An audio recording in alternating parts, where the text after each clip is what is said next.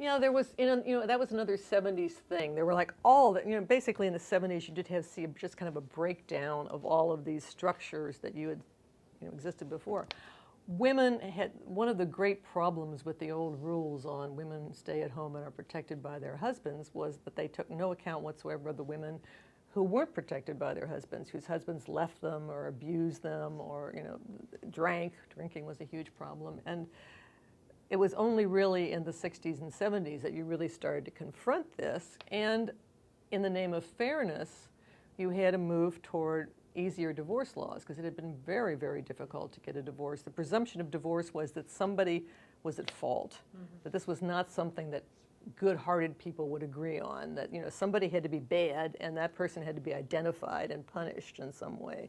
So that was when in New York, for instance, which had terrible divorce laws into the 70s, you would often have women who would agree to serve as the mistress, to sort of be there in a bedroom with the husband so that their friends could come discover this and then testify in court that they had seen evidence of adultery so that the poor husband and wife could get their divorce, because adultery was really the only good reason you could get a divorce in New York back then. So it was really hard, it was really difficult, and it really didn't make any sense. So in the 70s you had the move toward no-fault divorce where people could just go and say, okay, this isn't working, we're done, and they were done. But that led, along with all the other things that were happening in the country, all the huge changes that were happening, to a real sense of panic on the part of traditional wives about their role, for which I had total sympathy with the traditional wives. That poor traditional wives grew up in a world where everybody told them this was the best possible thing a woman could do.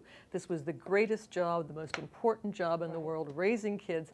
They did it, they took over their homes, they excelled as housekeepers, they took care of their kids, and then suddenly, almost overnight, it's like they're unemployed, they're not working hard, what's wrong with them? And the women's movement was not at all good in some of its forms about understanding where these women were at. There was a lot of talk about marriage as slavery and a lot of looking down on any woman who had spent her life as a housewife. So there was all that sense of dislocation.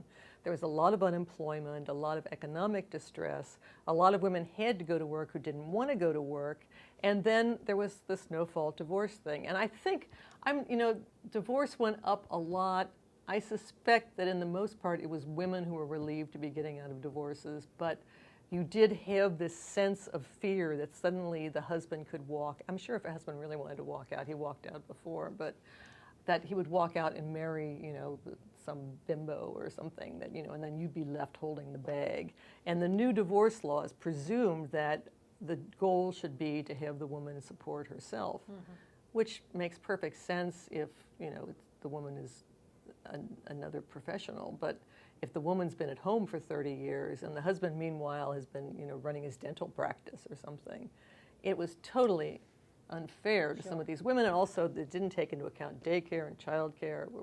A lot of sense of dislocation. And I had one woman in my book who was a young black woman who grew up in a rather poor family in New York, who had a boyfriend by whom she had a child, and the boyfriend then went off to medical school, wanted her to join him, and she refused, saying, she just knew that how it was about those, doctors would get their degrees and then they'd walk out on their wives. I mean, even all the way down to this poor kid in Manhattan, on the Lower East Side, there was this vision that men would betray you and run off with a younger woman and you'd be left there. And I think that, too, made younger women more intent on being able to take care of themselves.